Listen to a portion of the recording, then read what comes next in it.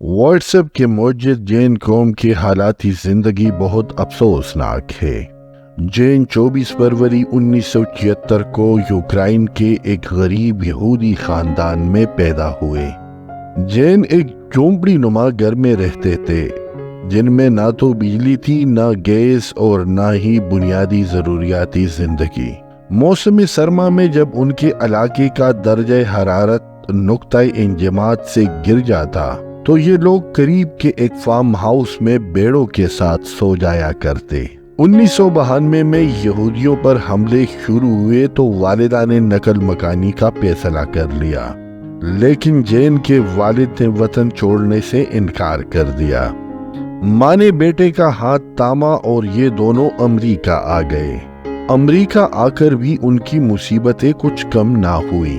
California میں ان کے پاس رہنے کے لیے نہ کوئی مکان تھا اور نہ کھانے پینے کا کوئی سامان۔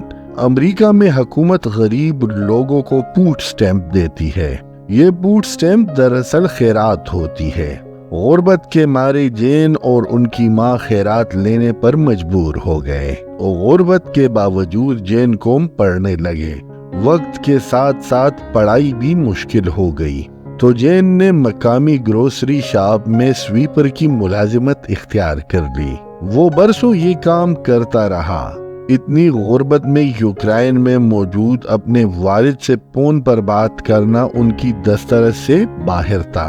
18 سال کی عمر میں انہیں کمپیوٹر پروگرامنگ سیکھنے کا شوق پیدا ہوا۔ 1997 میں وہ یاہو میں بھرتی ہو گئے۔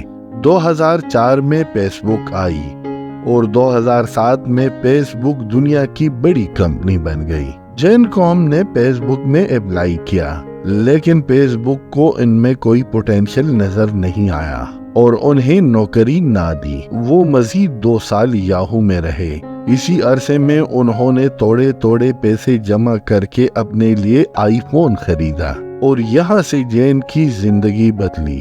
ایک دن اسے خیال آیا کہ کیوں نہ میں ایک ایسی ایپلیکیشن بناؤں جو فون کا متبادل ہو، جس سے SMS بھی بھیجی جا سکتی ہو، تصاویر اور ڈاکومنٹس بھی بھیجی جا سکتی ہو۔ یہ آئیڈیا انہوں نے اپنے دوست برائن ایکٹون کے ساتھ شیئر کیا۔ 2 سال کی انتھک جدوجہد کے بعد دونوں دوست ایک طلسماتی ایپلیکیشن بنانے میں کامیاب ہوئے۔ یہ ایپ فروری 2009 میں لانچ ہوئی اور اس نے پوری دنیا کو جوڑ دیا۔ یہ ایپلیکیشن واٹس ایپ کہلائی۔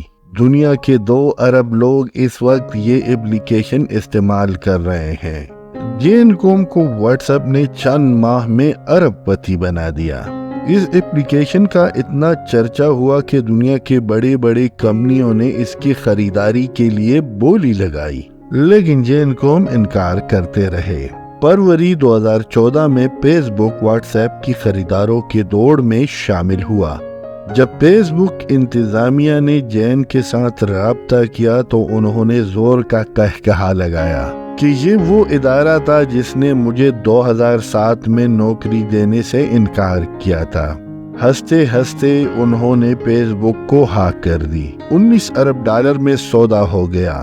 یہ کتنا بڑا سودا تھا اس کا اندازہ آپ اس بات سے لگائیں کہ پاکستان کا فارن ایکسچینج اس وقت $22 ارب ہے اور پاکستان 70 برسوں میں ان ذخائر تک پہنچا ہے، جبکہ جین قوم نے صرف ایک ایپلیکیشن بیچ کر $19 ارب کمائے۔ جین نے فیس بک کے سامنے ایک شرط رکھی کہ وہ معاہدے پر دستخط فوڈ سٹیمپ دینے والی ادارے کے ویٹنگ ایریا میں کریں گے۔ بہت مجبوری کے عالم میں فیس بک انتظامیہ یہ شرط ماننے کے لیے تیار ہو گئی۔ دستخط والے دن جین قوم ویٹنگ ایریا کے آخری کرسی پر بیٹھ کر رو رہے تھے، اور وہ کیوں نہ روتے، کیونکہ اسی سینٹر کے ویٹنگ ایریا میں وہ اور اس کی ماں گھنٹوں بیٹھ کر فوڈ سٹیمپ کا انتظار کرتے تھے۔ ایگریمنٹ پر دستخط کرنے کے بعد جب وہ ویٹنگ ایریا سے نکل رہے تھے تو اس کی نظر فوڈ سٹیمپ انتظامیہ کی ایک خاتون اہلکار پر پڑی جو ہمیشہ ان کو فوڈ سٹیمپ دیتے وقت گورتی تھی اور برا بلا کہہ کر ان کو فوڈ سٹیمپ دیا کرتی تھی۔ ساتھ میں یہ خاتون جین سے کہتی کہ آپ کوئی نوکری کیوں نہیں کرتے۔